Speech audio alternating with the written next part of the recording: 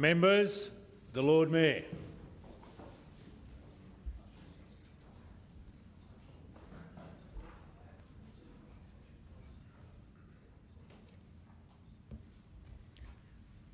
City of Adelaide Special Council meeting on Monday, 19 January 2026. The Lord Mayor is in the chair. This council meeting will be streamed live and recorded for publishing to the internet. Please note that an audio and visual recording is being taken of this meeting. This means that your presence at and any contribution you make to the meeting may be collected, used, disclosed or published publicly by the Council, including transferring outside Australia. Good evening. Council acknowledges that we're meeting on the traditional country of the Kaurna people of the Adelaide Plains and pays respects to elders past and present. We recognise and respect their cultural heritage, beliefs and relationship with the land, and we acknowledge that they're of continuing importance to the Kaurna people living today. We also extend that respect to other Aboriginal language groups, First Nations people who may be with us this evening. Thank you. Please be seated.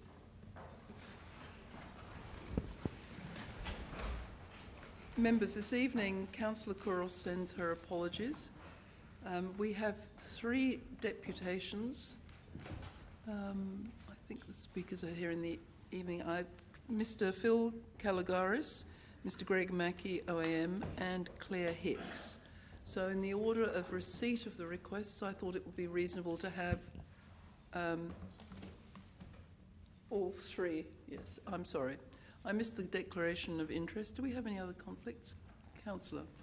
Lord Mayor, just out of an abundance of caution, I would like it recorded that I am a member of the board of the Adelaide Festival Centre, which has had commercial relationships with the Adelaide Festival for Adelaide Writers' Week.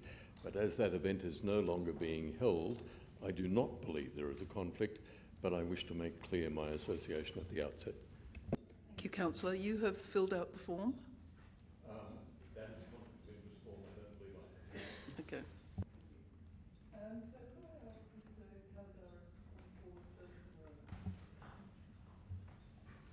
Now, you look like Mr. Greg Mackey. You don't look like Mr. Caligaris.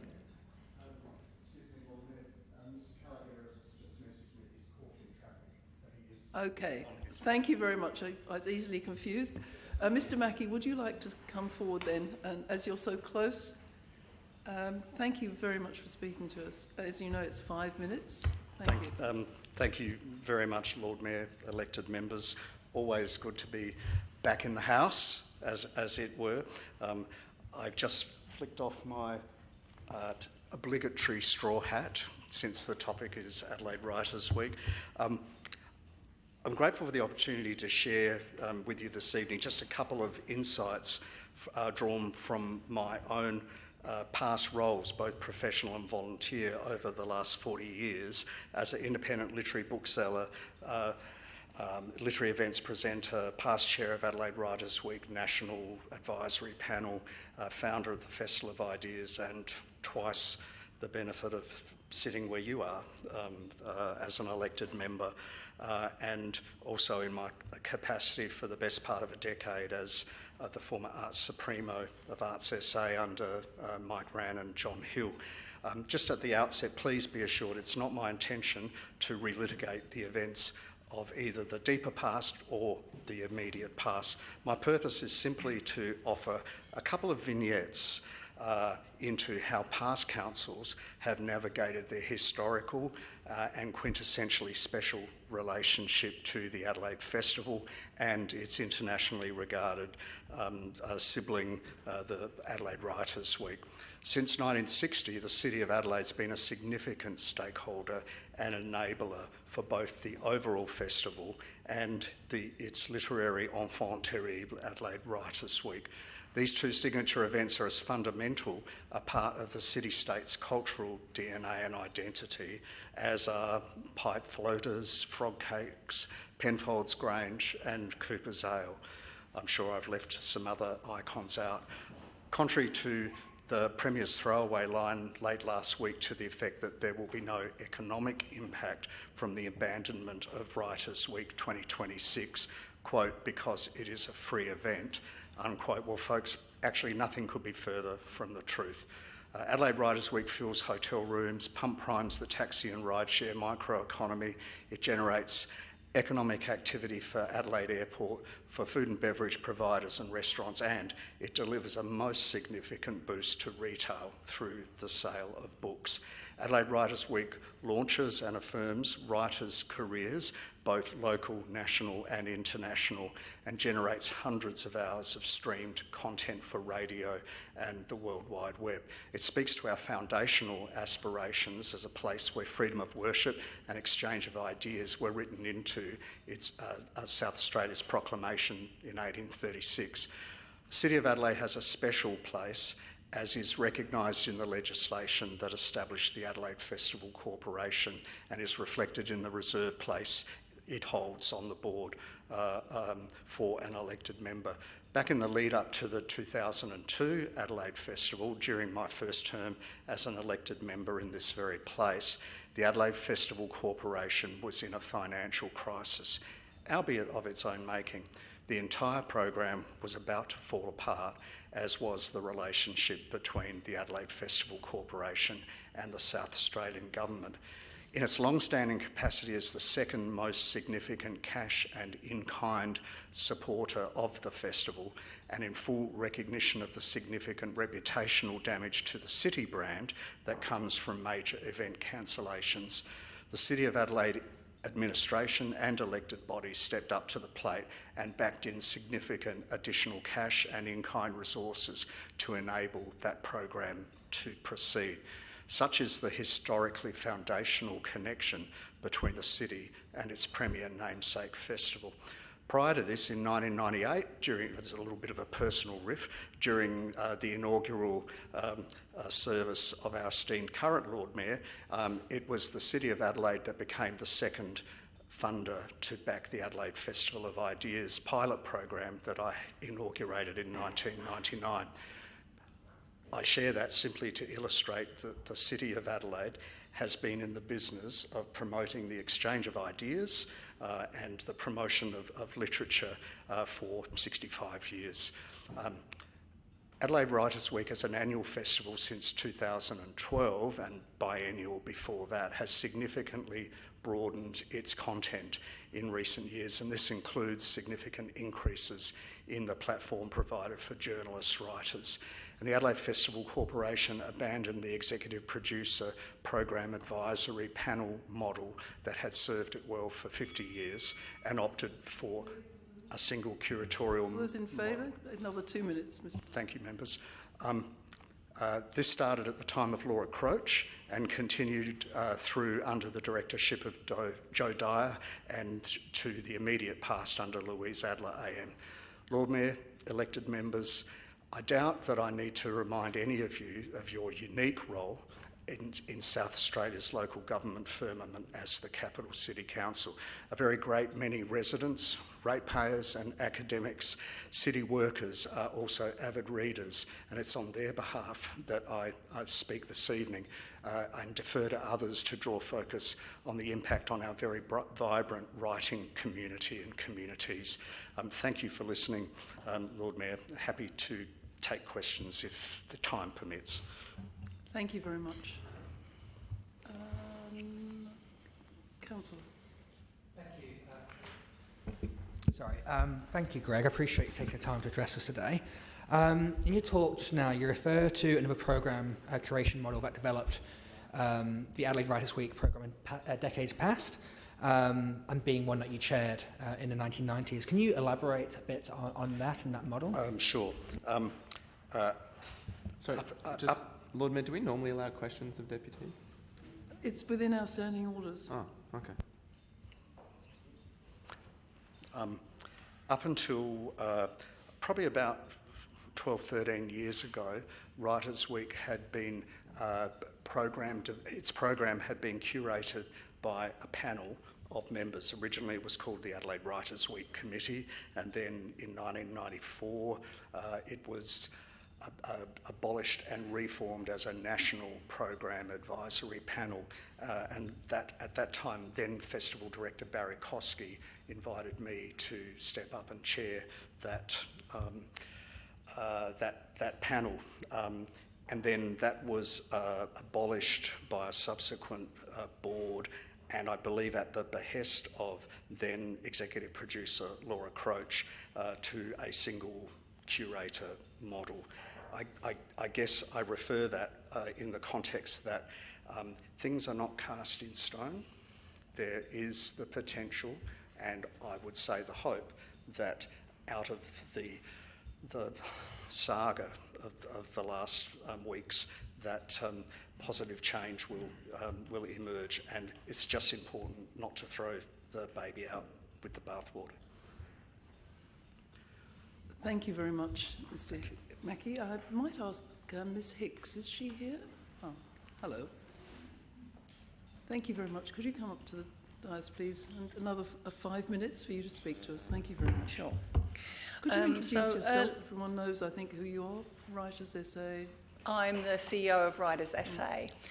So earlier today I sent a paper round to the Lord Mayor and each of the councillors, and it's not my intention to word for word rehash what I sent through, but rather to talk more broadly around how Writers SA has come to be here today and the intention behind what we are looking to do with what we are calling Not Writers Week, Constellations. In response to what has happened, a group of people from the writing and publishing and bookselling community came together to try and look at ways we could support writers who were no longer able to present due to the originally the withdrawal and subsequently the cancellation of Writers' Week. So that's where this conversation has stemmed from in many ways, but we are also aware that there are many others in the city and beyond who are having similar conversations, and we've been in touch with a number of those, and that includes Phil Caligaris, who hopefully will be here to speak shortly. So the intention is very much to set up something that is an umbrella festival. We ourselves would have what we consider to be a couple of main pillar activities.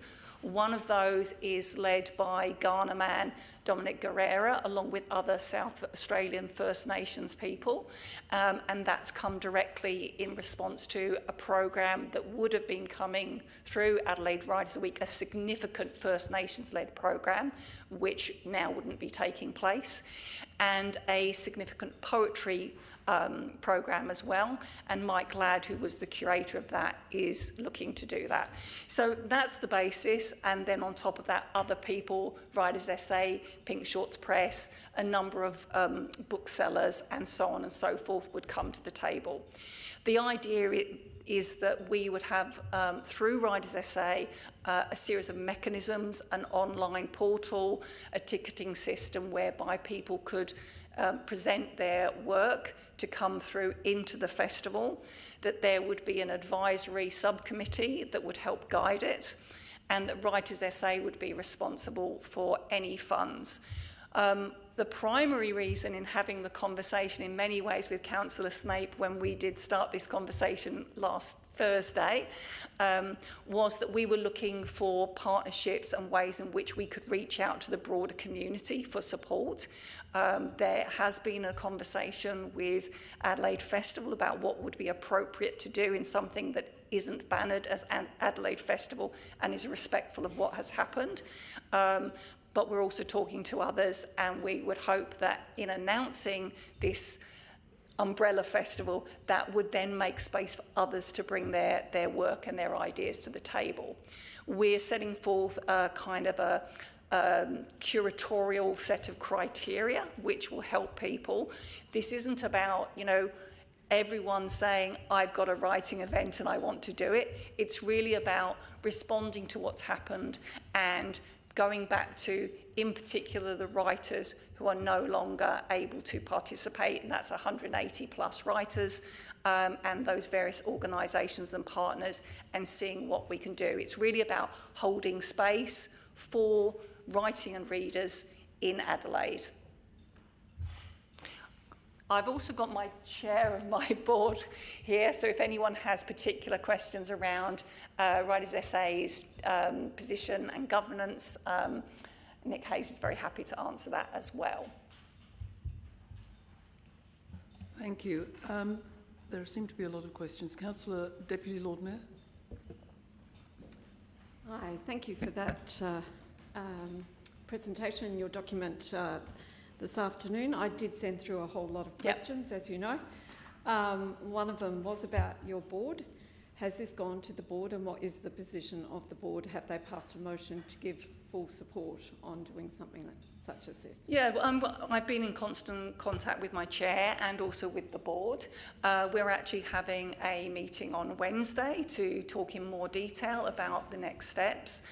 We have an ordinary meeting towards the end of February, and in the way that we do as a very small organisation with a small board, we keep in contact and we pass things and update by circular. Also, did you approach the Adelaide Festival for funding?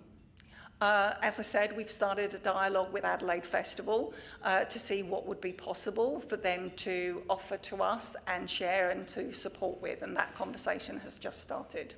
Right, because obviously that was, you know, Writers Week was actually funded through AIDA, and so those funds have not been dispersed. So I would imagine that would be a good place to start rather than council even.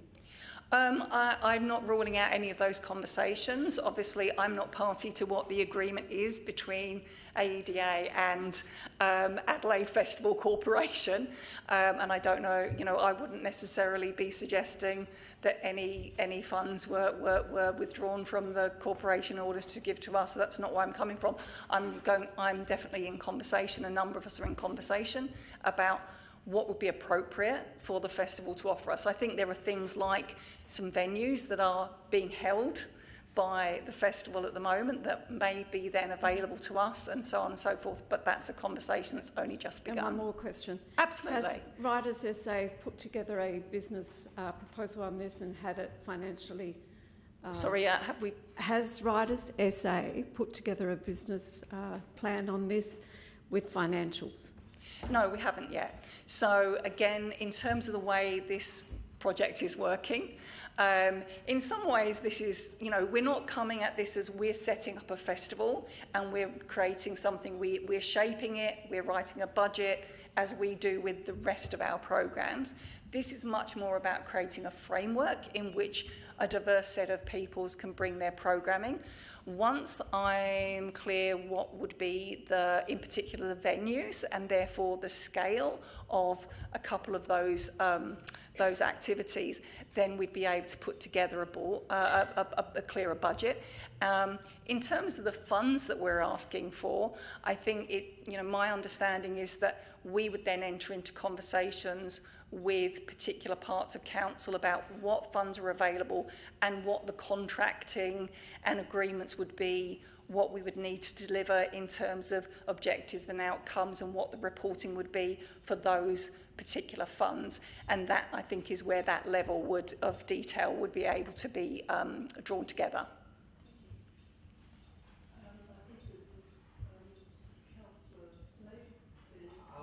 Then Councillor Martin, then Councillor Davis. Thank you, Lord Mayor. Look, a lot of people seem to be under the impression that what is being proposed is a replica of Writers' Week, that is a full week's event held in one venue with multiple speakers. Can you confirm or reject that is the case? That's very much not the case. So I think, you know, in terms of what we are looking at, we're hoping that there will be 2 or 3 events that might be held in a space like the town hall, that might be at that scale. We're then looking at a series of other events that other partners might be putting together, and conversations have begun, and we're in contact with a number of others who are sort of interested and possibly to come under the Constellations banner. And then on top of that, there would then be an opportunity for bookshops, libraries, schools to put their own activity into the festival. And approach, a local writer or a visiting writer and say, we would like to have an event with you. Just one more question, if I may, Lord Mayor. Our own council administration has, in our papers tonight, asked the question about whether or not you have the capacity or indeed the capability of delivering this. What would you say to that?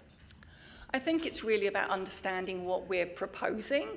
I have to say, as someone with a very broad background, including working in large venues and working with festivals as well, I do understand what is required of event management. Where we don't have people in place, we will be engaging people to deliver particular areas and to have particular expertise. And this is an opportunity for people who are not able to work now due to the cancellation to also gain employment and gain contracts to work. So I think this is the thing. We're also looking at we're very aware that, Writers SA is a very small team, and we're not proposing that we run a huge festival. It's much more about providing a framework and scaffolding that means the larger community can engage. Thank you. Councillor Davis, no, and then Councillor Seavendred. Sorry. I didn't quite catch the response to Councillor Noon's question. Has the board met formally to discuss the motion that's before us tonight, and have they accepted that responsibility from SA Writers Week as a formal board meeting? Do you want to speak to this next? I mean, we haven't had a special or extraordinary board meeting. What we've had is a circulation of the information, including the motion, the suggestion that Writers SA takes on, some of the coordination of the setting up of this Constellations programme, and that we auspice the funds, and the board have backed that. What do you? Can I just ask, what do you mean the board? There's no formal resolution from the board to undertake this piece of work, accept the funding, discussed it with the staff. On what level is the board actually prepared to accept $250,000 of ratepayers' money to run this event? To what level has the board engaged in that planning, or is it quite preliminary in nature? No, I mean, I think it's also, as CEO, I am empowered by the board to seek funds to deliver against our mission, and I see supporting this South Australian community of writers and readers as well within our mission, and therefore, obviously I am in touch with my board. It's very important that they're aware of what I'm doing. If they felt that I was stepping outside of the scope of our mission and my duties and responsibilities, they would say so. They've not indicated that. So, thank you. Yeah. Councillor Seavendred. Thank you, Lord Mayor. Thank you for the presentation. Just a very brief question. Can I just clarify, is the proposal coming specifically from Writers SA, or is it that there would be some sort of joint venture between different entities who might all tip in funding? Yeah, so there are a group. It's currently around 20 individuals who are either individual writers, they are bookshop owners, publishers, and so forth. Who are part of the group that has been proposing and pulling this together so far. Writers SA has stepped in to say, because of the way we are constituted, we're a not-for-profit, we have DGR status, that we would be very happy to step in and auspice this. But it's certainly not Writers SA on its own doing this, delivering this, or leading this. Thank you. Just a very quick question regarding some of the wording of our motion before us. References February, March 2026. I don't want to get caught up in a governance issue if you book something in April, for example. Are you certain on those dates, that time frame? Look, I think for most of us, we feel that it's important to deliver things in February and March. It speaks to the gap that is here because of the cancellation of Riders Week. There's a lot of really great activity happening all year round anyway, and we don't necessarily want to detract or impose or kind of get in the way of any of that. So this really is about a moment to hold space for, you know, the gap that is created by the absence of Riders Week. Thank you. Thank you. Councillor Snoop. Thank you for that presentation and for all the work you and your team have been putting into this so far. I just want to touch briefly on the governance aspect and in particularly the importance of reporting back to council, you know, the funds used. And can you just go into that briefly? Yeah, I mean, Riders SA, of course, is very used to reporting back at federal, state and local government level, and also where we have other partners or other partnerships and other agreements. So, you know, there's some basic stuff that we usually do around, you know, attendance and, you know, also some more kind of qualitative as well as quantitative measuring. But I think what we are very clear on is whatever is the request of those that are supporting us and giving us the funds or other resourcing, then we would look to meet that request. So if there's something very specific that comes with a particular resource or a particular fund, that would be part of the agreement to report on that. And I think in terms of then, you know, getting that information in, you know, when we're carrying out these different activities, that will be part of, you know, what people are signing up for when they say that they're going to do a particular activity. If they're using a space that we've provided, if they're using funds, then that will have to be recorded appropriately. One final one, Lord Mayor. My understanding that this is a one-off umbrella event to fill the gap that was Riders Week. Very much so. There's no intention of doing this year after year and therefore competing with a futures Riders Week. It's just a one-off. No, everybody wants to see Adelaide Riders Week return. As I said, we've had some dialogue with Adelaide Festival, and you know, we're very much wanting to have this conversation with them, and I know that the community as a whole wants to have the conversation and rebuild so that we can have a fantastic Adelaide Riders Week in 2027. Oh, thank you very much indeed. Thank you for speaking to us. Now, I think Mr. Caligaris is lurking in the back. Is that Mr. Caligaris? I understand you've had difficulty with the traffic. There are a lot of cyclists on the road. Thank you for coming forward. We offer you 5 minutes, please, to address the council. Thank you. Thank you, Lord Mayor and councillors and ladies and gentlemen. My name is Philip Caligaris. I am an occasional producer in the Adelaide Fringe. I used to work extensively in the IT and telecommunications industry. I have served in Defence Force, and I'm currently a graduate student at the now Adelaide University, finishing my double masters in economics and public policy. And so I come at this with a couple of hats. I've spent a long time around grievance-fuelled violence and extremism in uniform, in industry liaison, and now in my postgraduate work. And I'm also one of the producers for what's currently called, but probably will not be for much longer, Writers' Week Fringe, which is an event that is currently sitting in the event registration system in the Fringe. And this came about because this matter makes my brain itch on so many different levels.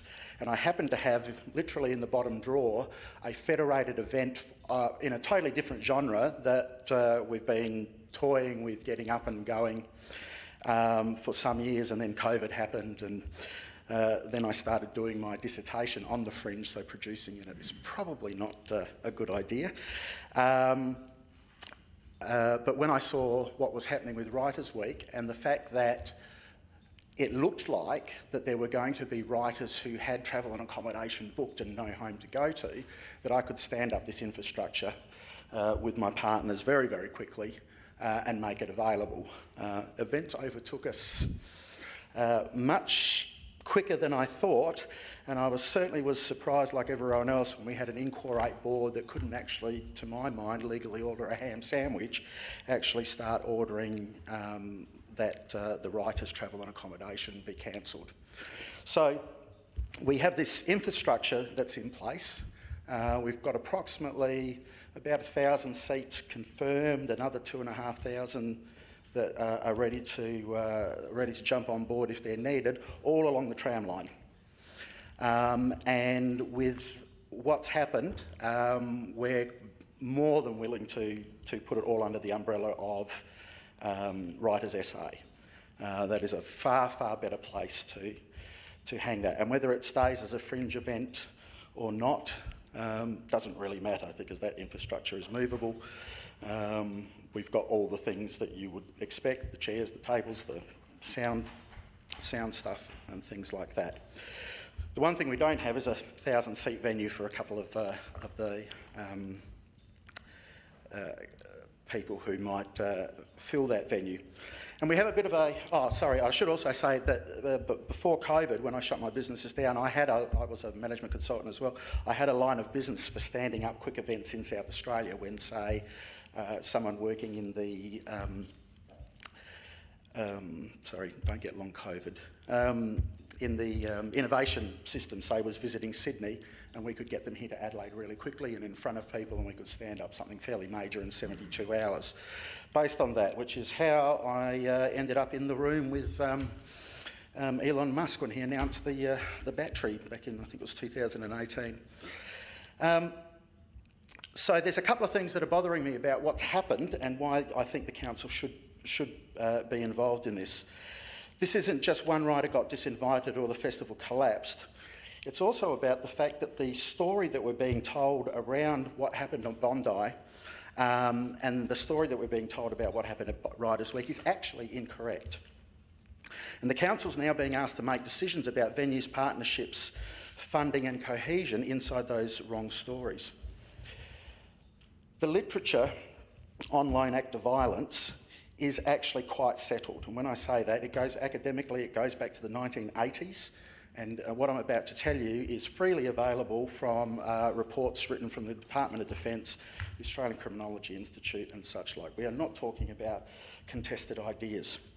The public script goes something like, Gaza is on fire, pro-Palestine protests inflame anti-Semitism here, a lone attacker catches Islamist ideology. I have a comment from Councillor Davis. Yeah, we are here to talk about funding for SA Writers' Week. Yes, this goes council, directly to that. My point of order is this council does not participate in Gaza wars. I'm very keen for you to use your time to explain Writers' Week, not anything else, really. So I think this is correct. We should try and keep on to Writers' Week, because otherwise we're going to go down rabbit holes and struggle to get back on track. Okay. All I'll say then is that the rhetoric that is... Just another technical issue. The time ran out. I didn't notice the bell. Could I seek leave to have an extension? I think we'd go for 2. Is that all right? All those in favour? All those against? That's carried. Thank you, sir. Thank you. I'm sorry we interrupted. All right. I won't go into the proofs then. You'll just have to take me on spec that the story that we're being told means that any link between Palestinian activism leads to violence is actually incorrect. It happens the other way round. People get aggrieved and then they catch an ideology, and that is their excuse for acting. And that's important in the conversation. I think so. We might just keep on Writers' Week, because we're talking about the council administering a very substantial sum of money. This is very serious to us. And may I just say that I've said before, the council does not curate events. We don't choose who speaks. Thank you. Yep. So in that vein, what's happened is that the City of Adelaide has lost a large economic opportunity. And in losing that economic opportunity, if something isn't put in its place, it's going to lose the scaffolding that keeps that going. And so that's why we stood up the event in the first place, because it was very important that any writer who wanted to come here had somewhere to go. There's a chicken and egg problem though. A lot of venues don't want to commit unless the writers commit. A lot of writers don't want to commit unless the venues are there. My experience in putting on these kind of short notice events is that the infrastructure must come first.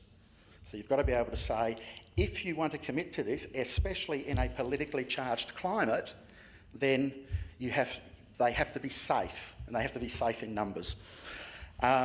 So this is the council's business precisely because as a capital city council there is a lot of economic activity standing on the line. It's a little hard to judge exactly how much Writers' Week is because we don't see the breakdowns, but you could say it's $20 million easily without cracking a sweat. So I guess in terms of my ask for is that we will work with, we're happy to work, in fact I think we must work with Writers SA in terms of what's been proposed. It's a federated event. Moving an extension, Councillor. Seek leave, were there others? I'm going to have to count this. 1, 2, 3, 4. That's insufficient, isn't it? I'm sorry, sir. You're insufficient. No, You're that's out fine. Of time. But can I thank you for coming to speak to us? Thank you very much indeed. Thank you. No questions? No. Any questions we could ask? No. I think Councillor Snape has a question. I've got a question. What was your last two lines of your speech? I didn't quite catch it. Oh, just that as a federated event, what we would do is we make the space available in 3-hour blocks and people can put their event in there. So publishers who have got a couple of authors and all that already can just move into that and put their event on, and that's how you do it quickly without needing huge infrastructure and things like that. Thank you for your help. We'll now move on to item 5. Councillor. Thank you, Lord Mayor. No, I'm not asking you to speak yet. I'm going to say something extra. Excuse me. Before we get on to the substantial item, can I just ask the CEO if he has any additional information he wants to share? Thank you, Lord Mayor, and through the presiding member, the report supporting this item was published around 11 a.m. this morning. 2 developments in terms of communications since the publishing of the agenda. At 11:30 a.m. this morning, I received an email communication from Julian Hobber, the Executive Director of the Adelaide Festival Corporation. In that email, he noted a meeting that he had this morning with a group stewarded by Writers SA to talk about their plans, and he, in the email communication, sought the opportunity to meet and discuss the Adelaide Festival Corporation's position. In response to that, I've been able to organise a meeting with Mr Hobber at 10 a.m. on Friday morning. The other key development since the publication of the agenda was Ms Hicks' communication, which I saw late this afternoon. I understand that's been provided to all members and was certainly addressed in Ms Hicks's deputation. So, thank you. I just note that Councillor Snape has his motion to put before the floor. Councillor Noon has an amendment, and Councillor Seamdritt maybe has an amendment. Councillor Snape got the floor. Thank you, Lord Mayor. I will move a motion ever so slightly varied, which I put through to administration. That should be up on the screen right now. Yeah, I'll second this. Councillor Giles has seconded. Thank you. And the variation is just to remove the terms curate and manage. and I've had an S behind the word event because it is an umbrella of events, not one singular event. Begin. Can I just address a couple of inconsistencies in your motion? Of course. I think that if we look at the report that has come forward from the administration and also the economic impact statement from the festival, it's quite clear that the economic impact is 47.1 million relating to the whole festival, not just Writers' Week. So there is an inaccuracy. You're referring to a preamble, not the substance of the motion. I'm happy to remove that part of a preamble if you deem appropriate. It will be more honest if it did not mislead. And the other matter that I did struggle with, and this might be my own difficulty to understand the English construction, it suggests that we have an involvement in the curation in that it should feature the participants who've been prepared to participate in the cancelled event.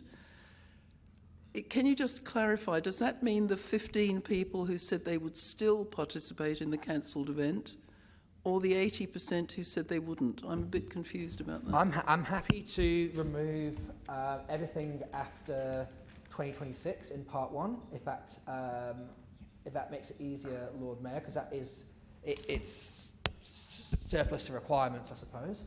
I'm just more concerned that we're only going to invite the people. I understand, Lord Mayor. I appreciate the assistance. I'm happy to roll with it. I'm trying to help you. I understand, and I appreciate the help and accept the help. I'm also happy to remove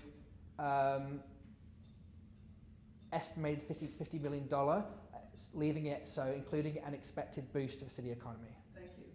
Does that satisfy your queries, Lord Mayor? I think that's. I'm a little bit worried about part 2 because. Before we get on to part 2, Lord Mayor, there's a with missing in part 1. Sorry, would you just help me? Immediately enter into discussions with the not-for-profit Writers SA to assist the organisation with. Oh yes, it should be remove 2. Yes. It should be with, and just delete 2. Just trying to improve the flow. I think there's a wayward comma before Writers SA as well. Remove the comma. You'll be very grateful to know, Lord Mayor, that I do not intend to participate in this event myself as an author. In passing, part 2 gives me great anguish because I know that we have discussed this with the CEO of Writers SA, but that does not count as an assessment of in a competitive process. And as I understand it, the AIDA board does not give money that it considers appropriate. It issues grant funding rounds through a competitive process. So I think that part 2. Can I just have some assistance? Is that ultra vires? Through the presiding member, it's... I'm confident that Councillor Davis is nodding at me. That always gives me confidence. Thank you. So it's a little worrying, actually. Yeah. I'm really concerned now. Through the presiding member, I am of the view that part 2 is ultra vires on the basis that it is outside the remit of the Adelaide Economic Development Authority's processes, noting that their job is to critically assess applications through a competitive process. So I'm happy to remove. Can I just explain to the gallery that we're required to issue lawful instructions to the administration that they can actually comply with? It's actually against all principles that we should have instructions that can't be complied with. That's why we're arguing about this rather bureaucratic stuff. Sorry, can I just ask if Councillor Davis has finished speaking to us? Can I just ask you if you... I just very much agree with what you've just said, Lord Mayor, but then that flows on to point 3, so removing supplement from AIDA. Point of order. What is... If point of order, Councillor Giles? Yes, I'm just confused about, are we in committee or what's going on right now? No, we haven't accepted the motion yet. Yeah, I know, but why are councillors part of that discussion? Surely that's something that should be just coming from you. I'm just taking advice from everyone because I'm naturally a cooperative and collaborative person. Sorry. Sorry, I'm not sure that can I just look at part 3 and consider the point that's been made? It's a difficult one to interpret, but. And Councillor Martin's next. Sorry. I just feel that if we've removed point 2 because it's ultra-virus, then supplement any funding for the alternative event from AIDA, it implies that AIDA is giving money. So AIDA should be removed from point 3 as well. In the spirit of collaboration, as you previously described, Lord Mayor, is it true that AIDA has already allocated money for the festival and Writers' Week? Yes, I think it's clause. Yes, 4. but 2, 3 and 4. so would 3 years' funding has been allocated to the festival, and we do not allocate funding to Writers' Week. But as part of the festival, the Writers' Week is part of the sponsorship of the Adelaide City Council. But we don't. It's been committed for 3 years, and no money is going specifically. Yeah, I know. Yeah. I just don't. That's why I'm concerned about this. It's appearing to be a debate because I didn't interpret 3 in the way that Councillor Davis has interpreted it. So if we're going to have a debate, can we have a debate? I think that dealing with whether this is ultra vires, I'm happy to suspend meeting procedure, but I'm trying to just tidy up the motion first because at the moment it's a little bit untidy. Councillor Martin? Oh, Lord Mayor, in the spirit of cooperation, I noted you said that the funding's been committed. Our papers also explain that no deed has been executed, that funding has not been allocated. Does that change the status of what's proposed in any way? I'm happy to ask the administration. I understood that the money was agreed in the budget last year, but CEO? Through the presiding member, following a competitive application and assessment process through its sponsorship program, AIDA has committed $350,000 funding to the Adelaide Festival. The advice before you is that the sponsorship agreement has not yet been finalised, and as a consequence, no funds have yet been dispersed. In terms of a proposal for an alternative event, we have nothing before us at this time. So can I just make a ruling then? I would be happy if we removed from AIDA or just that part. And I think that if Councillor Snape's happy with that, I think I've made enough changes. If your second is happy. Thank you. Councillor Davis. I just had another question.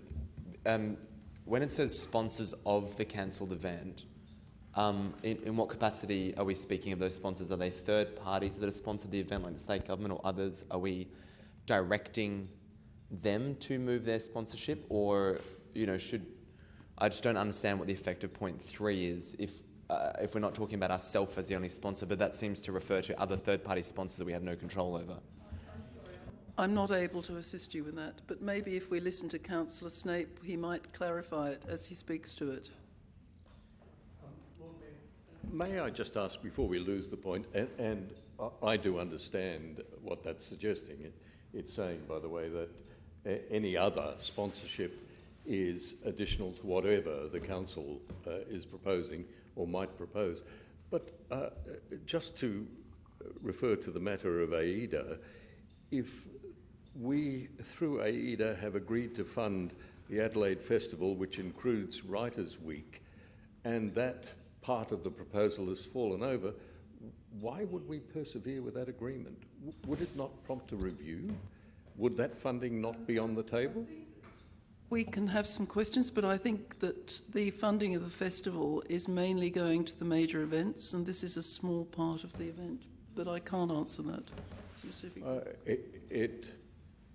As a member of the elected body which approves the funding which goes to AIDA, which is distributed to organisations, if we were to fund an event and the nature of that event changed, Council would ordinarily just immediately suspend the funding until the matter was clarified.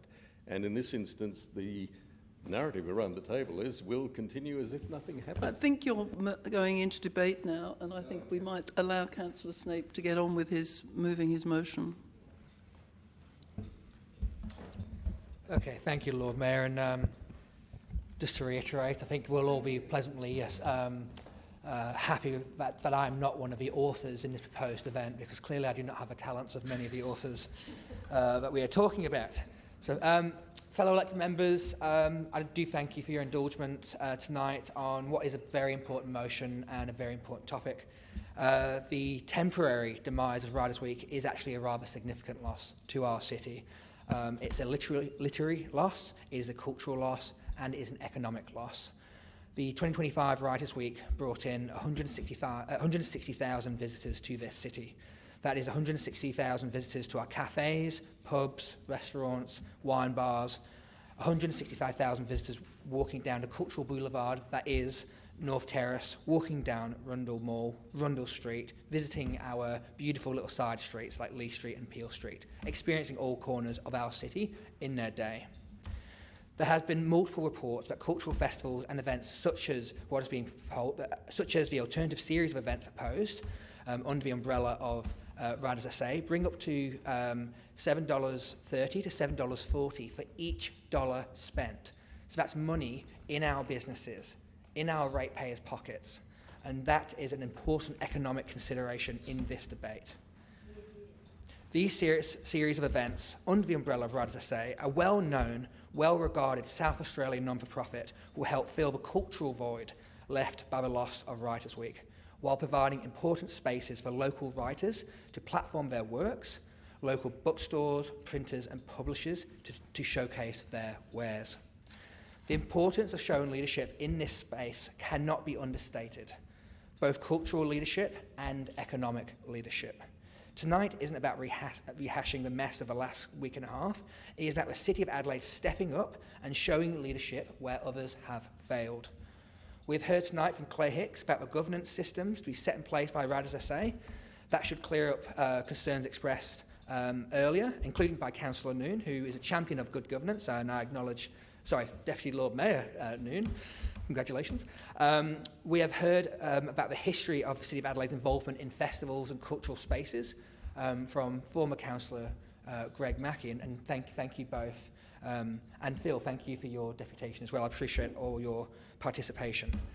I'm willing to have a robust debate tonight. I'm willing to, as many times as possible, stop the official meeting of council, hash things over, go through line by line if we have to. This isn't about a political win. This isn't about point scoring. This isn't about throwing money around willy-nilly. This is about getting to a conclusion where we walk out this room tonight offering support to what is a grassroots alternative event. 30 seconds more. So yes, please bring discussion, bring debate, but do it in a way. With a sense of good faith. I'm willing to listen, I'm willing to talk. I believe my fellow councillors are as well. Let's walk out of this chamber tonight with a successful week at the end of February and the start of March. One that supports our culture, one that supports our city, one that supports our businesses. Thank you. Lord Mayor, I reserve my right.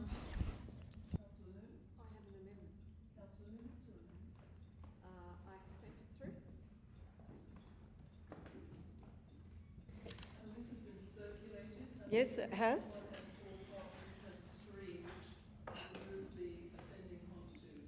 And I even changed my amendment after I got the report from administration. This amendment is not about the value... Oh, do I have a second? This amendment is not about the value of writers, literature or cultural expression in our city, nor is it about... a point of order, please?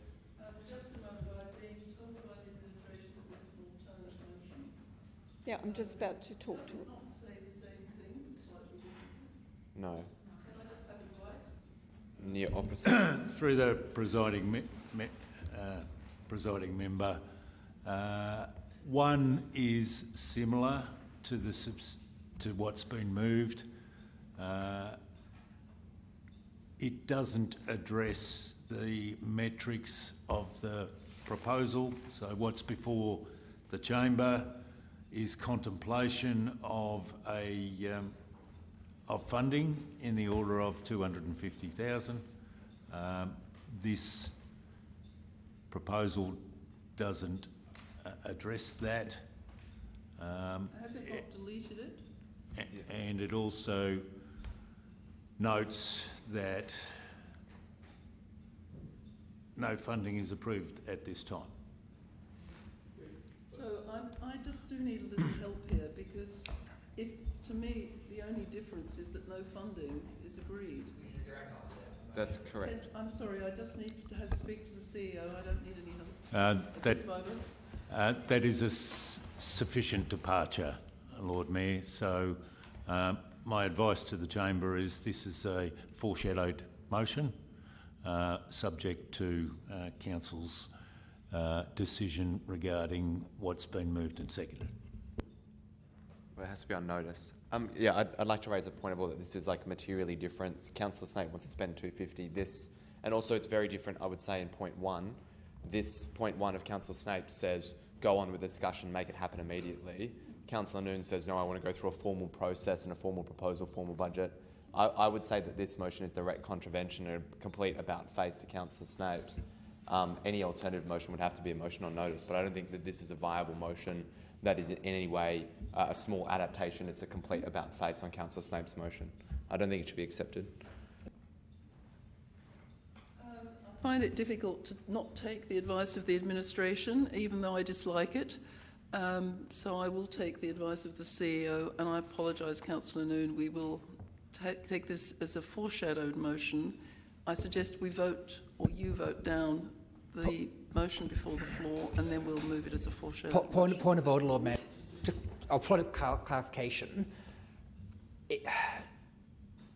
This is a special council meeting, and just to clarify what Councillor Davis was saying, does that mean the council that we cannot accept motions from the floor or foreshadowed motions, and this motion has to come back to the next council meeting available, which is actually now the first one in February because of a 7-day, whatever it is? I'm not quite sure what the question was. I must have missed the thread. It was a negative and a positive there. Sorry. Advice from, through you to the CEO, advice from the administration. I think what was said was that the motion will be voted down, and we've foreshadowed, and there's a potential for the council to vote against the motion before the floor, and then another alternate motion be put in. Is that true, or do we have to defer the item? I just need to take advice. I think it would be wise to have a 5-minute adjournment. Can I seek leave from the chamber? 5 minutes, please. I apologise. All those in favour? All those against? I apologise for this, members. 5 minutes from now.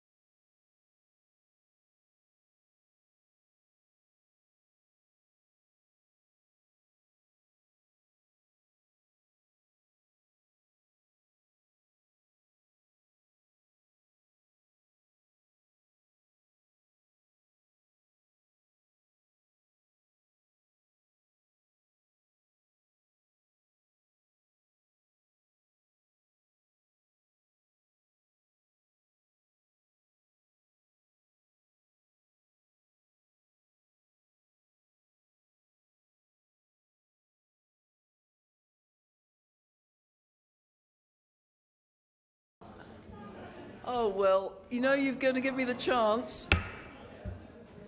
I'm sorry, I don't get to do it very often.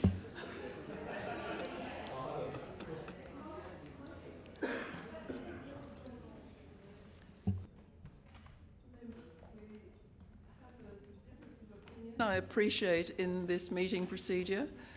Can I ask the administration to explain the acceptable view about whether I can accept the amendment? Through the presiding member, I have earlier this evening provided advice that this is not an amendment, it's a foreshadowed motion, an alternative. Addressing that matter, I believe the way forward is for the chamber to indicate its acceptance of a foreshadowed motion in this form, in this way, which would then open the door for the alternative to be considered, subject to Council's resolution regarding the moved and seconded motion.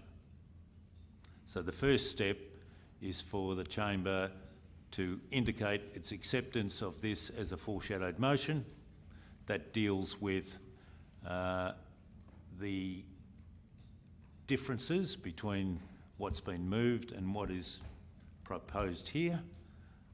You've then got a valid decision of council, which opens the door for consideration subject to a resolution on the original motion. Martin. Yes, Lord Mayor.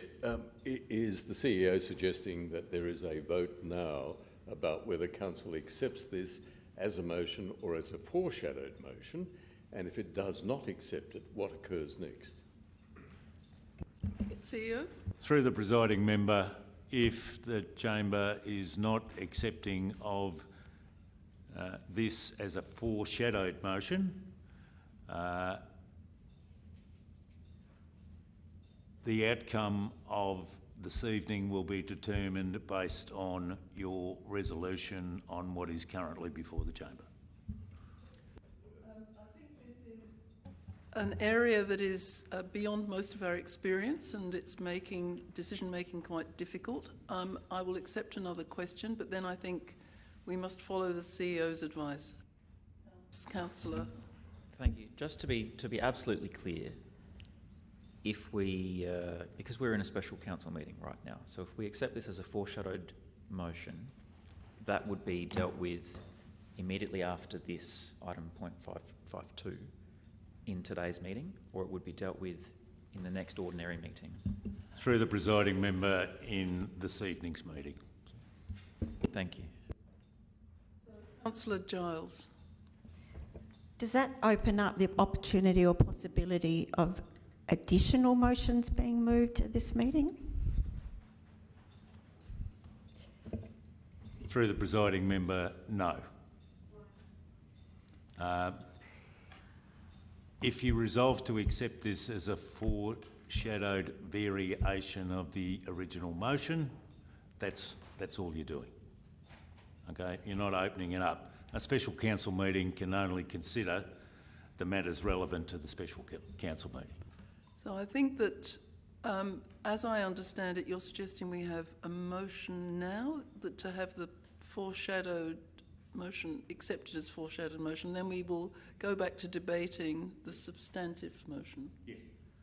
Okay. Councillor Davis. Look, I'm scrambling through the Local Government Act, but it was my understanding that special meetings can only consider the actual motion that's put before it.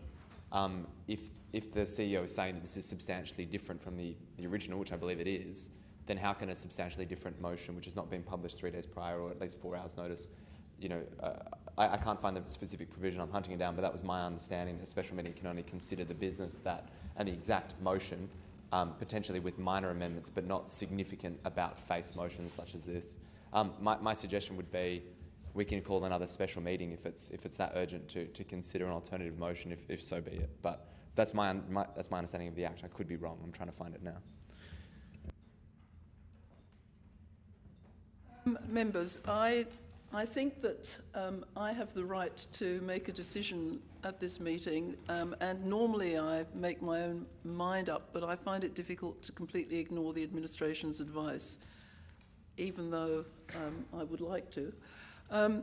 So I think under these circumstances we should accept the motion the CEO suggests, which is that the Council resolve to accept a foreshadowed motion as shown on the screen. Is that what you would like? Is anyone prepared to move that? Moved by Councillor Noon, seconded by Councillor Siebentreut. Any debate on that? No? All those in favour? All those against? I think we need 1, 2, 3, 4, 5. That's an equivalence of votes. I'm going to accept it on the basis that it's the advice. Division, Lord Mayor. I don't think that was correct. I apologise. Shall we take the vote again? Yep. Councillor Snape has called a division in relation to the motion. Division has been called. Yep. Please stand in favour until your name has been called. Councillor Kabata, Councillor Siebentreut and Councillor Noon. Thank you. That's been lost. Therefore, we will not accept the amendment, the amended motion as a foreshadowed motion.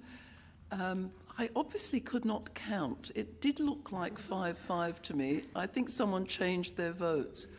We'll move back now to Councillor Snape's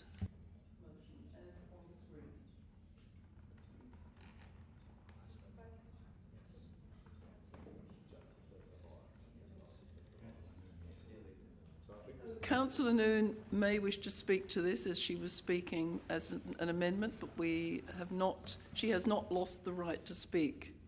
Is that true? Yeah. It's my ruling, so therefore it's true. Right. Well, it's disappointing that it's not going to get up, but this amendment is about role, clarity, governance and financial process, and ensuring that Council does not step outside its proper role in an effort to... Point of order, Lord Mayor. I really hate to do this. I have much respect for the councillor, but she's now speaking to the amendment, not the substantive motion, and we are talking to the substantive motion. I believe you're our councillor, so can you try and frame your what word? Are you asking me to do? I'm saying that you have not lost the right to speak, because even though you were speaking to your now not accepted amendment, you have still the right to speak. I reserve my right. Okay. But I will speak. Just have a question to clarify the process we're up to. So we've just heard that the alternate motion isn't going to be considered tonight. Depending on the outcome of this motion here, is it possible that that alternate motion could still be put forward at a future meeting? Provided it met the notice requirements for the meeting? Absolutely. Councillor Davis. Just a question. Are you speaking? These were questions, or are these questions? Okay. What does point 3 mean? I have no idea. Could that be explained to me? It isn't clear whether that's paid or unpaid or just accepting bookings. I don't think we can tell. I mean, what is the administration going to do with point 3? Because I don't know what would come out of point 3 at all. So I'm asking for the administration to, if we pass this, what will be the administration's action following the passing of point 3?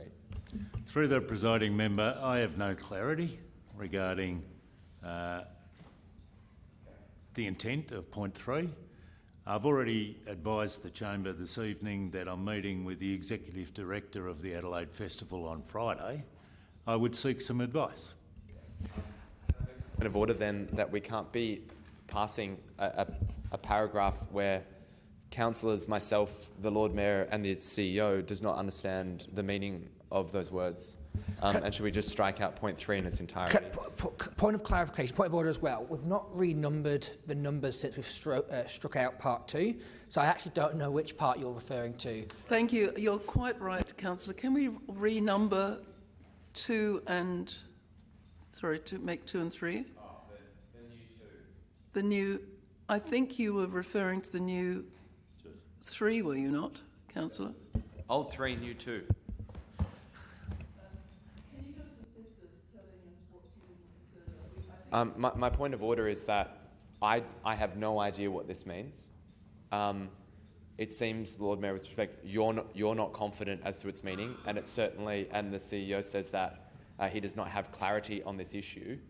Can we please understand what the words in point 2 mean before we vote on it? Otherwise, how could I vote on a motion that I have no clarity on? I've tried to edit this into a format that is possible to understand, but I'm afraid I can't improve it. Councillor Martin. Yes, Lord Mayor. Look, I think I can assist you, Thank you. as I always like to. Let's propose an amendment to what is now point 2, and it simply reads, provide an amount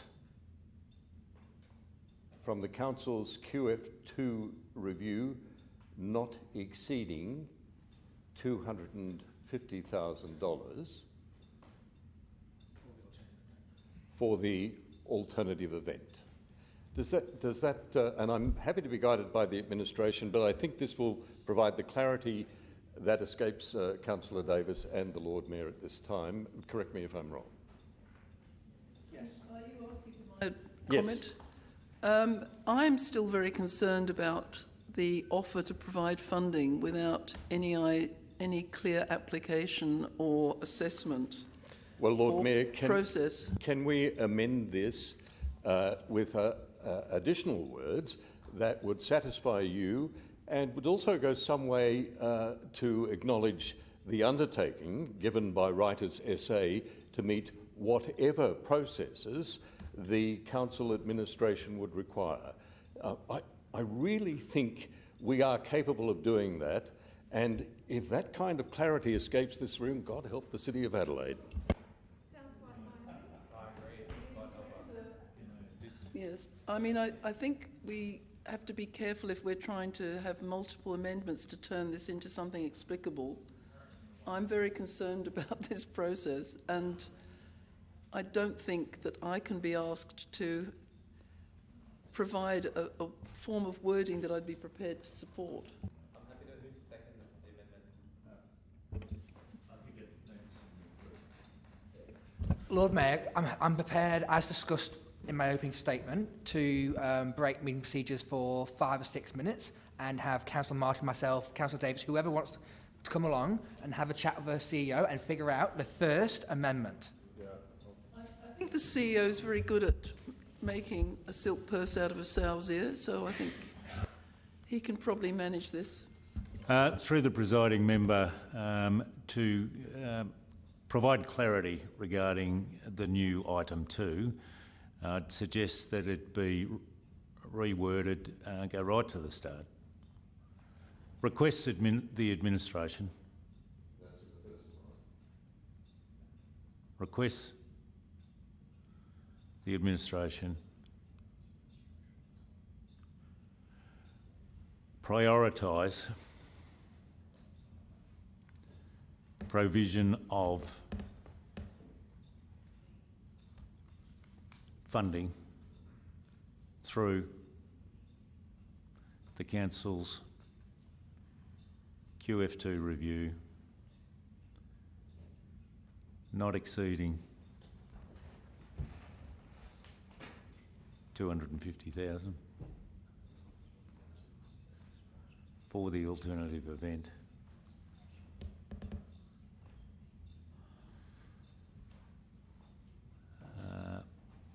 Based on, so comma after alternative event,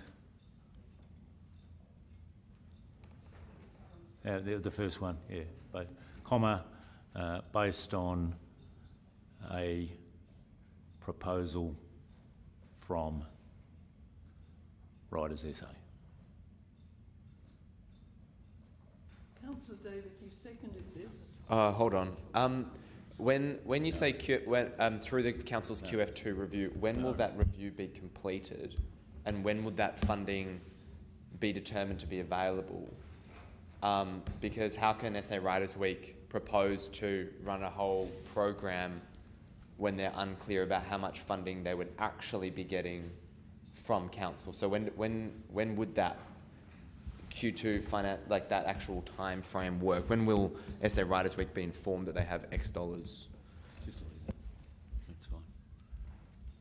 I'm not sure I can answer that because I don't know when they'll have a program and a budget. I don't think the CEO can answer that. Through the presiding member, could you please repeat the question? I'm sorry. Yeah, so when it says that request the administration prioritise funding through the council's QF2 review, yep. The council will conduct a review. When will that review be completed? Through the presiding member, the QF2 review is currently scheduled to be presented to the February meeting of council. Okay, so that funding will then be potentially available in February? Subject to a council decision. Okay, I see. I understand. All right, thank you. I think Councillor Martin is speaking to his amendment. No, Lord Mayor. Look, I'm just trying to help. There's so much confusion, and if I can help in any way, I will. Thank you. I need help. Look, would the administration prefer that it referenced QF1, noting that there was a $4 million surplus on the surplus in QF1? Would that make it clearer, or are we happy to make it QF2 as the motion proposes? Is there a surplus? Through the presiding member, commentary in relation to Q1 relates to a set of numbers at the end of September last year. Those numbers have significantly moved, and I'd make the point that the QF1 forecast, which was adopted by Council, maintained the operating surplus proposed in the original budget. I see. Noting, of course, that as I'm sure the CEO would, that was presented to Council in December. That is last month. November 27. Close to December, anyway. And okay. May I suggest, and I thank the CEO for the amendment, may I suggest that we remove requests the administration, as indeed it is in the first line of the motion. I would hate the room to be further confused. If that paragraph begins with prioritise, that would be, I think, a grammatically preferred version. Can I just ask the original mover, if he would be happy if we took this in parts and then the amendment, we will take the amendment first? Unless you're incorporating it, I've become confused. We need to check that Councillor Martin is happy with the... Councillor Martin, you're happy with this? Oh, I am. Okay, sorry. Does he want to speak to it? Do you want to speak to it any further?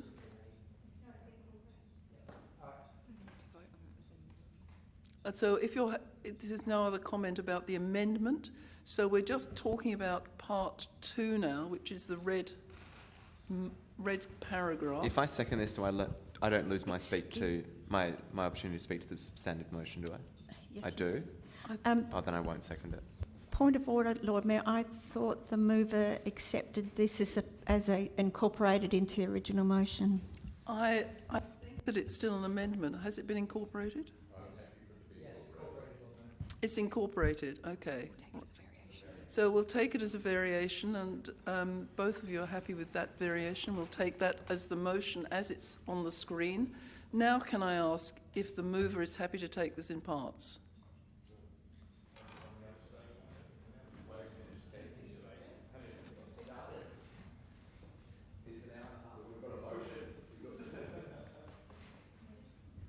This is rather like a sausage. No one wants to see how it's developed. Lord Mayor, can I just... Can I ask for a 5-minute break? As I said, I flagged earlier, I want to bring people along for this. So can I ask for a 5-minute break to meeting procedure so we can actually... I think it would be appropriate to have this debate in public rather than in private. I'm a bit anxious about making decisions out of council. That does seem to be a contravention of the Act. Not decisions. 5-minute adjournment, Lord Mayor. And I appreciate the lens you're trying to put on my motives. Thank you, Lord Mayor. It's a question of whether the council wishes to be here for another 20 minutes or whether they want to go sooner. So I seek leave of the meeting to follow the councillor's request for an adjournment. Yeah, I want a biscuit. 1, 2, 3, 4, 5. Those against? 1, 2, 3, 4. Are you? You're with him. 5. That's 5, so that's a tied vote. I can't count anymore. Can we call a division then? I'm just Members, the division has been called in relation to a 5-minute adjournment. Please stand in favour of the adjournment. Thank you. Councillor Martin, Councillor Snape, Councillor Giles, Councillor Freeman, Councillor Meyer and Councillor Davis. Thank you. Thank you, members. 5 minutes. We'll be back. Oh, God.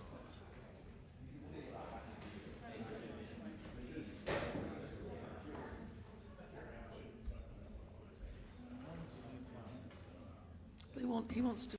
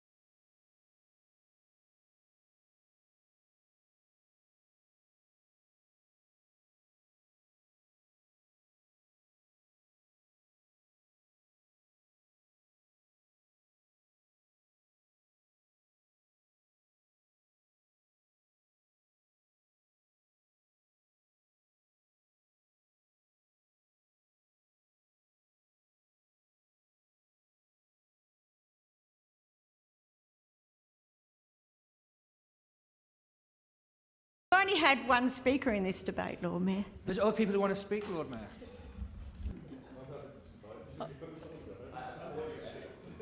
You do all want to speak now, do you? Mayor, I'm happy to speak, and I am somewhat perplexed by the confusion in the room. Putting to one side the discussion about Carmel Noon's alternative and whether it was to proceed. I beg your pardon, the Deputy Lord Mayor. Congratulations, Deputy Lord Mayor. I'm not confused. It is not confusing. It is very straightforward. Councillor Snape has brought to this chamber, as a consequence of discussions with Writers SA, a proposal that there be an alternative event supported by the City of Adelaide. Makes it very clear.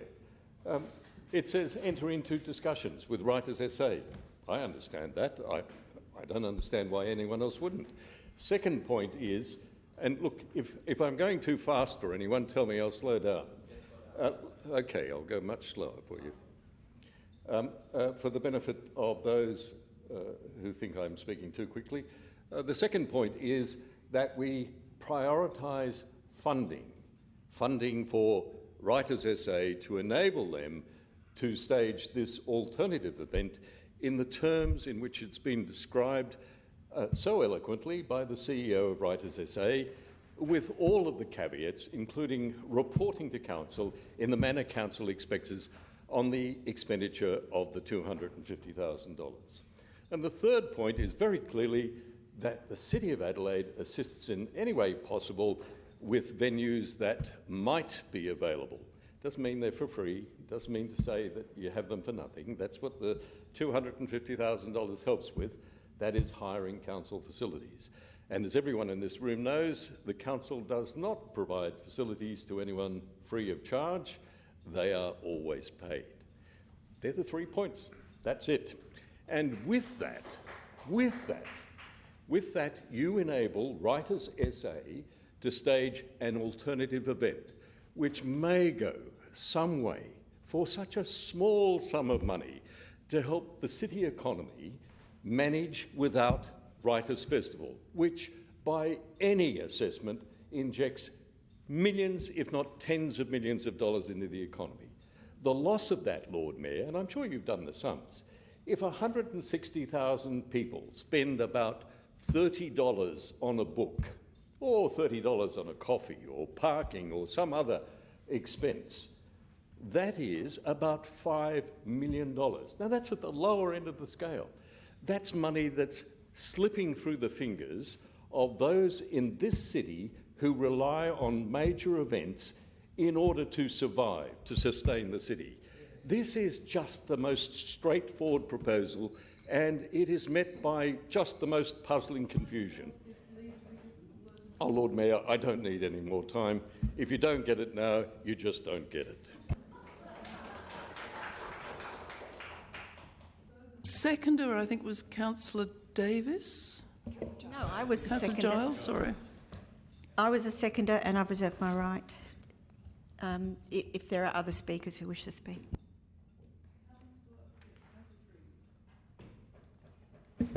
Thank you, Lord Mayor. I would like to speak to this. I mean, first, recognising the lead up to tonight's meeting has been incredibly divisive and hurtful to many people. Tonight, I do not intend to perpetuate that division.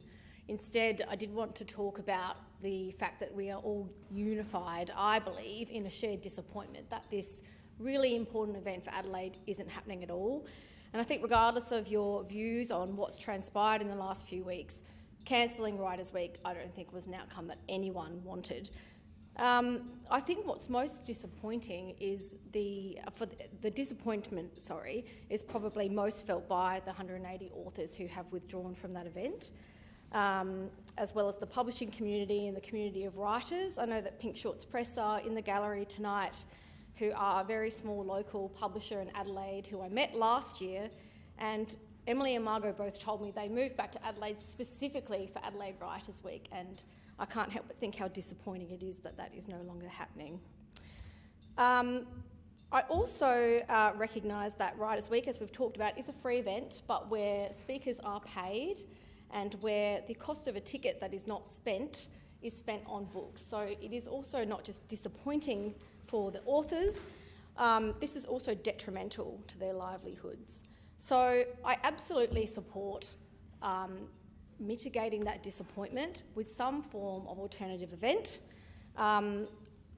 I think in terms of council's involvement, it is quite simple. I was a little concerned about the logistics behind this and what we could achieve in 5 weeks, but I think we've now cleaned this motion up and I feel a bit more comfortable now with what's actually possible. So I guess to talk to the motion we're now looking at, to me this is quite simple. It just starts a conversation. It just asks us to start the conversation with Writers SA about what is possible. It does specify a maximum funding amount, but it doesn't commit funding. So we will confirm that as part of the conversations with Writers SA and our staff. It does say we will make available any available venue we have, but again does not commit to any of them. So I really think this just is about starting that conversation, seeing what is possible, and again, seeing if we can mitigate some of the disappointment that I'm sure we all feel as a result of the last 2 weeks. So let's see what we can do in the next 5 weeks, and I'll leave it there. So currently we have no amendments that have been added to this motion, but Councillor Noon, I think you have not spoken. Hopefully I can actually get my point across now. This motion, in my opinion, flies in the face of Council's role and sets a very disturbing precedent. We are stepping outside of our proper role in an effort to be seen as a hero in a situation that has risen from decisions made elsewhere. This motion asks Council to immediately enter into discussions with Writers SA to assist in curating and managing an alternative event, as per point 1. It does actually say that. It actually says it says immediately enter into discussions with the not-for-profit Writers SA to assist the organisation with an alternative event in February-March. What does assist actually mean? I mean, that is a concern in itself. And to actually, to actually put an amount there of $250,000, it is a substantial amount of money, and we haven't actually seen a proposal. We haven't actually seen anything, to tell you the truth, except a very high overview of what may happen. I think that is fraught with danger, that we are looking at even an amount of up to $250,000 from a budget that's really tight. There's so many other organisations that have been asking for funds, and some of these organisations have actually gone through proper processes. So, and they're being knocked back because of our lack of funding. Council has not distributed its existing $350,000 annual commitment to the Adelaide Festival yet, and that diverting or duplicating that funding risks detrimental impacts on broader festival outcomes. Administration has also advised very plainly Council hasn't got the capacity or the capability to curate or deliver an alternate event of this scale within the proposed time frame. They also mentioned in the report, nor has Writers SA, and that doing so would expose Council to significant financial, operation and reputational risks. That's actually in the report that we actually got from point of order, our Lord. administration. Order, Those are not minor cautions. Just a moment, Councillor I'll Martin. look, for the benefit of the Deputy Lord Mayor, there's no suggestion Council's curating the event at all. I understand that, but she's referring to the report. The councillor, I'm sorry, Deputy Lord Mayor, is referring to the report, the information that was given by the administration. I don't think that's unreasonable. Well, we don't know what assist actually means. Councillor, please don't argue across the floor. I think that she's referring, the councillor is is referring to the report that's before us, which is quite a valid point of discussion. Lord Mayor, I'm sorry, could you explain to me why is it a valid point of discussion to talk about council curating the event when the motion specifically at the instigation of the CEO excised those words? Because I was making the ruling based on it being in the report from the administration. I'm quoting from that report. I will not be supporting this in any way tonight. It's fraught with issues. It sets a precedent that, like I said, is quite disturbing, and I think this will come and bite us on the bum in the future. Thank you. Councillor Siebentreut. Thank you, Lord Mayor. Thank you for the opportunity to speak to this tonight. I think it goes without saying that Writers' Week is one of the cultural and social highlights here in the state, the festival state. It's a state where we've always embraced open, robust and transparent debates. But I'm reminded, Lord Mayor, in coming here tonight, that we're not being asked to debate on the merits of Writers' Week, which I would be surprised if there's anyone here who disagrees with the merits of Writers' Week. What we were asked specifically to do was to look at the merits around the economic case for this. For me, I was in favour of supporting Deputy Lord Mayor's previous motion because I think that gave us a way forward where we could explore the receipt of a full formal proposal. I'm of a similar view here that we are being asked to assist the organisation, and I question whether that's a sort of assistance we would normally provide. Instead, what I would like us to see us do is to receive a full proposal regarding what's being suggested here. I hope, Lord Mayor, that there's still time to do that.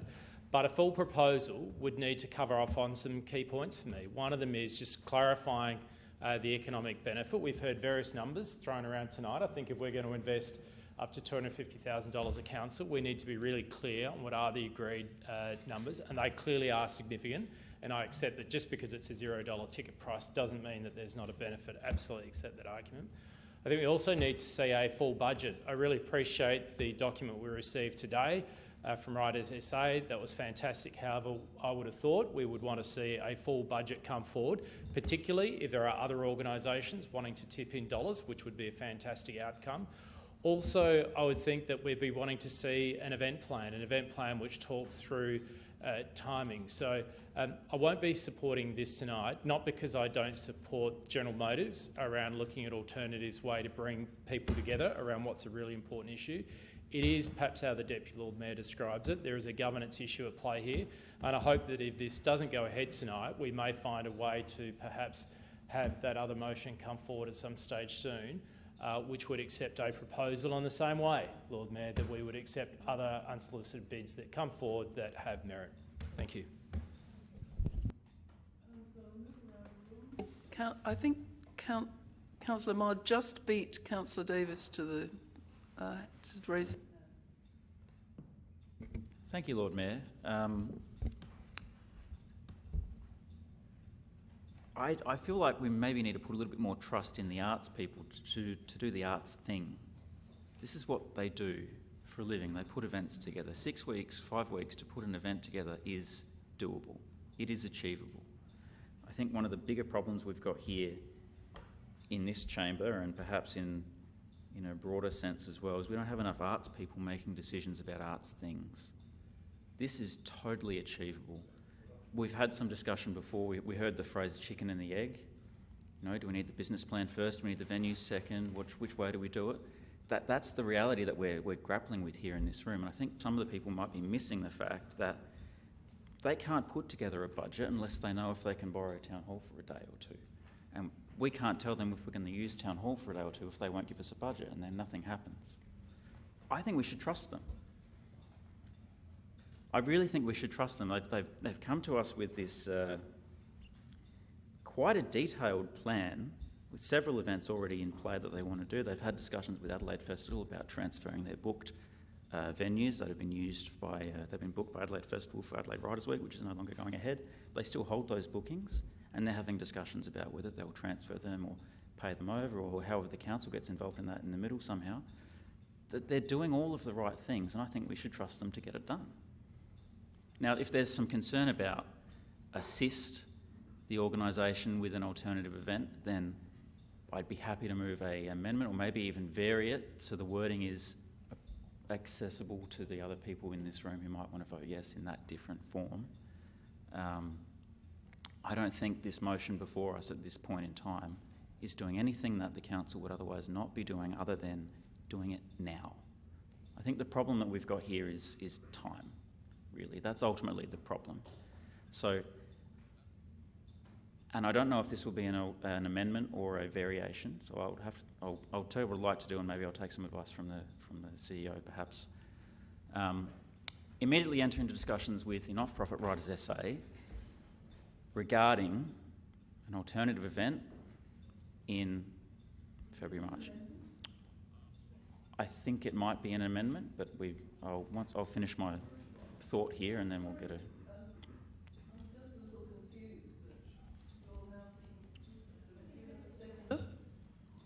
Well, maybe I'll tell you what the amendment is first and then we'll see if we've got a second. I'm sorry? I'll point out what the amendment is and then we'll see if we've got a seconder first. So just let me get to the end of the thought. My problem is that you seem to have spoken to this motion and now you're moving an amendment. I'm a bit confused. No. I spoke to the motion, said I think we should be trusting the people, but in the instance that we're not, I think we can change this so that we will trust them. So that's what my concern is. I actually think you've gone a little too far here because you've only got 10 seconds left and now you've come up with an amendment after 2 3/4 of your minutes, of your 3 minutes have been expended. I'm sorry, I can't accept an amendment now. Okay. What are we doing here then? I'm sorry? What are we doing here? What was the point of this meeting if we can't get this done tonight? I'm sorry, meeting procedures are very boring, but we've spoken for quite a long time before suggesting there was an amendment. Is there a rule that says I need to get to the amendment in the first? I think there is a rule that once you've spoken, you can't move an amendment. I'm sorry. Well, I haven't finished speaking. I'm sorry. I've still got my... If you have a point of order, I'm prepared to listen to it. If you don't, please be Lord quiet. Mayor, I do actually have a point of order. With the utmost of respect, I respect you as the chair, but almost every point you have made has been to the detriment of people who are trying to get this motion to pass tonight. And it's very clear, and I'm not assuming any motives on your part, Lord Mayor, but I think you're playing a double standard between some councillors right here in this room. I think the interventionist for all councillors, and my major disappointment is that we didn't take this in parts, because I think it would stand a much better chance of getting some of the opinions passed. But I don't have any view about the amendment. It's probably a good thing, but it's... I have a point of order, Lord Mayor, that would assist you. Under section 13, subsection 1, a member can't move a motion if they've spoken to it already. So under that provision, you're quite right in your ruling, in my view, that you can't speak to the substantive motion and then move an amendment thereafter under regulation 13, subsection 1. I'll ask the advice of the administration because that's my understanding, but since we're getting dissent from the floor, we'll ask for advice. You've spoken to this motion. At an earlier stage of the debate. Yeah, you've spoken. When? When you spoke. I'm still speaking. Yeah, so you've got 3 minutes. Don't advise everyone, Councillor Davis. It's very clear that it is an earlier stage.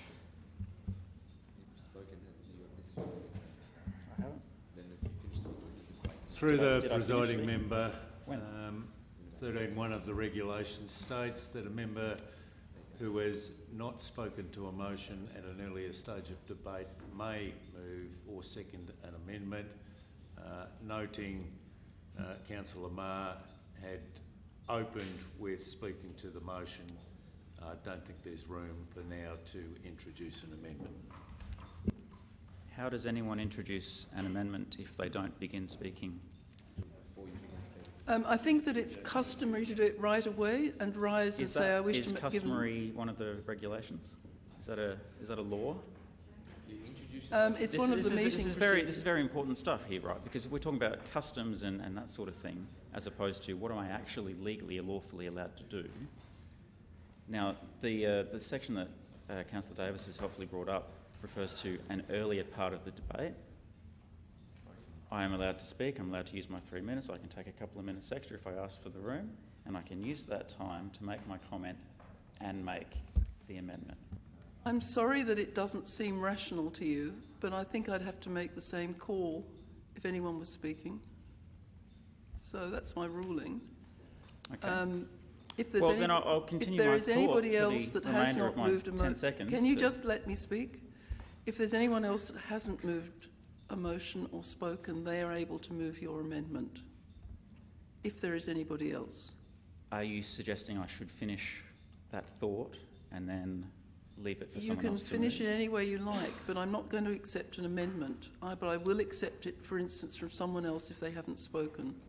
Okay, well, in that instance then, I'll finish the thought that I had, and if someone else wishes to pick it up and run with it, so be it.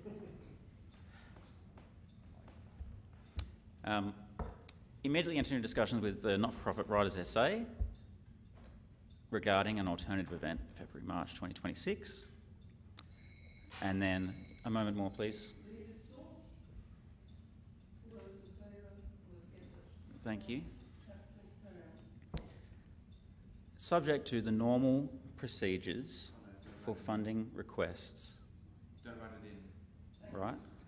And then point 2, prioritise that provision of funding. That stands as is. Yes, it does. And then 3, make available. I think we can change that. So instead of making available, assess the current availability.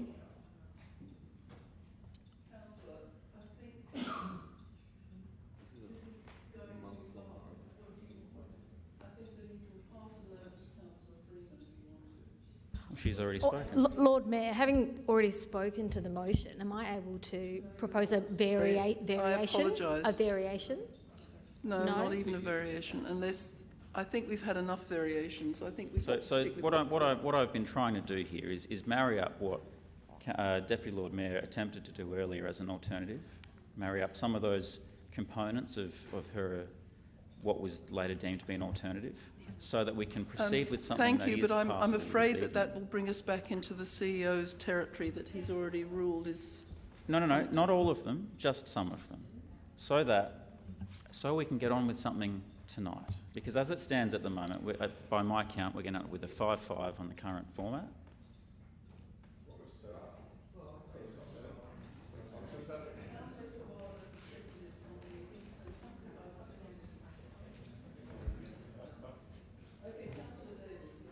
Thank you. I'm quite embarrassed by this special meeting, an hour and a half to get a legal motion.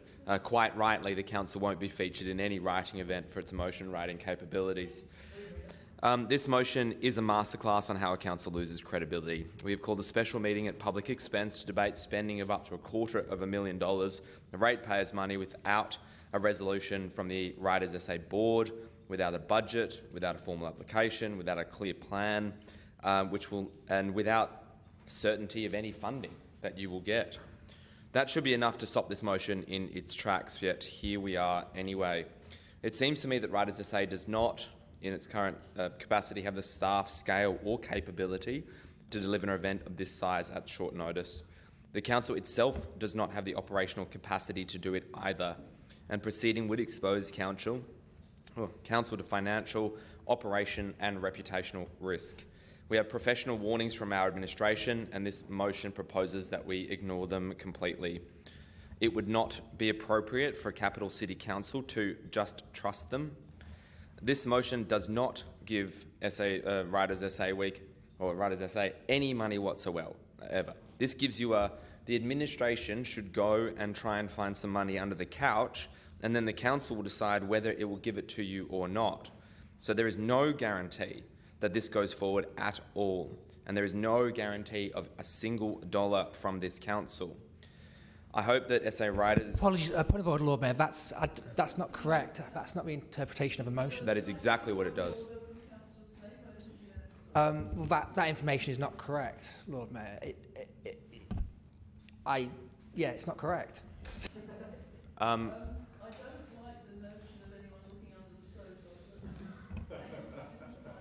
There is, and perhaps the administration can clarify that point 2 says to prioritise the funding through the review not exceeding $250. There is no guarantee of a single dollar there at all. And I certainly wouldn't consider an allocation of money without a budget, business plan and demonstrated capability to deliver it. I also note the reputational risk of inviting riders without a commitment from Council for any funding or any commitment on venue timings and their availability. Administration also makes it clear that delivering anything even approaching the scale of Riders Week would cost 6 to 10 times $250,000. It's been made very clear repeatedly, even by Writers SA, in the presence of all elected members, that there's no intention to replicate Writers Week. Just an opportunity for a couple of events or occasions for writers to showcase there's not a their point work. of order. So, reading a pre-prepared speech is wasting my time and everybody else's if it doesn't reference what actually happened. Sit down. Lord Mayor, I think this will not. Second point of this order. will not salvage the event. Just a moment, Councillor Davis. Please let me listen to Councillor Martin. Second point of order. Thank you, It is not appropriate when I'm raising within standing orders and meeting procedures. What is the meeting procedure? Councillor, please do not stray towards an offence that will make me intervene. Please, can you sit down? Well, I feel like I'm being bullied, Lord Mayor. No, please, I'm not bullying you. I'm just asking you to sit down. Councillor Martin. I'd like to follow section 29A. Point of order, Your Honour. No, I think I'm going to... I actually don't think that Councillor Davis, who I often think behaves badly, has behaved badly. He's barely had a chance. Thank you. I reject that point. But can I ask Councillor Martin to finish his point of order because he had the floor? Lord Mayor, the point... Quiet. The point that I was making, consistent with the point that was subsequently made by Councillor Snape, is that within the meeting regulations and indeed standing orders, the legislation, for me to be making a point of order and be told directly across the chamber by another member, sit down, is a breach of the behavioural code. There is a requirement that we treat each other with some civility. Moreover, that we have regard for the well-being of others. That does not do so. First warning, Councillor Davis, and I just want you to behave with propriety. Correct. So I'll just note that there's no point of order. No, Councillor, just carry on speaking. Thank you. I will just ignore it.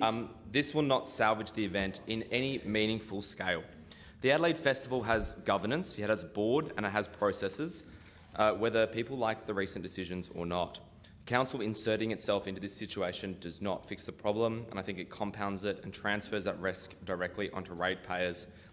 If there was any hope that Riders Week could be salvaged, then that would sit, I believe, with the Adelaide Festival organisers. If councillors are wondering why confidence in this council is collapsing, this agenda item answers those questions. It is reactive, ill-conceived and reckless, and tonight this council is demonstrating exactly why Adelaide needs a different standard of leadership, and I will be voting against this motion. Thank you. Councillor Giles. Can you switch? Yeah, I just did. Thank you, Lord Mayor. I just want to address a few matters that have come up during the debate. The first one is about whether or not this is the core business of the Adelaide City Council. In July of 2025, last year, Adelaide City Council adopted its inaugural cultural policy, and the fundamental part of that policy is to promote and support the city's unique cultural identity and opportunities to strengthen Adelaide's role as a global cultural capital. A key principle of that policy is to amplify our creative capital by supporting cultural jobs and creative careers and to position culture and creativity as key drivers of economic development, employment, imagination and innovation, and to celebrate Adelaide's unique cultural identity and enable opportunities for international exchange and collaboration. Now, Adelaide Writers Week fits beautifully into that definition, and that's why we are proud sponsors of the Festival of Arts and also of Adelaide Writers Week. The cancellation of Writers Week this year has a terrible impact not just has been described on local economy, but on the actual people who do the writing, the writers and the poets of our community. And as a council that supports the culture of our city, it's only right that we step in and enable the writers to showcase their work and the readers to celebrate and support that local talent. Writers and poets rely on the publicity and access to readers during Writers' Week. It's part of their way of promoting their work, of having feedback about their work, and for us to really celebrate the talent that we have in our community. It provides that annual opportunity, and that opportunity has now been removed. There's apparently a warehouse of books sitting ready to be sold somewhere in the city. I don't know where it is. Somewhere in that will not be sold. Writers rely on these opportunities because there's not many ways that writers can actually get promoted. Readers as well feel the loss, and the community connection between writing and reading is something that really builds a community and builds that connection with people across different beliefs, different ages, and you can actually start a whole new way of thinking by attending a Writers' Week. Also, there are booksellers and publishers, people who actually are the backbone of the industry that we are really proud to say that South Australia has a huge history in. So Adelaide is known as a literary city. We've always had a literary base of our city. We have produced prize-winning authors nationally and globally. And we're the only free festival in Australia, and we are linked through the public library system so that we can actually have people who can't come into the city to watch and listen to writers in their local library. And as is pointed out, something like 160,000 people attended last year's Writers' Week. It's a cultural loss to our city. And as a council, we have the capacity to step in. We can provide that cultural leadership for our community. And so let's not get all confused and worried about, confused about the real arguments here. The arguments is that we've got an opportunity, someone's come to us with a proposal of actually exploring an alternative to replace some of that cultural capital that's been lost through the cancellation of Adelaide Writers' Week. Don't let the debate confuse you. Don't be confused about issues of governance. We will always make sure we manage these sort of situations with good governance. And I have great faith in the administration to make sure that that happens, and the motion enables that to happen. So all I'm saying now is, can we just be a council that does the right thing and provide this opportunity so that writers, poets and readers can actually access to the beautiful work that is created in our capital city.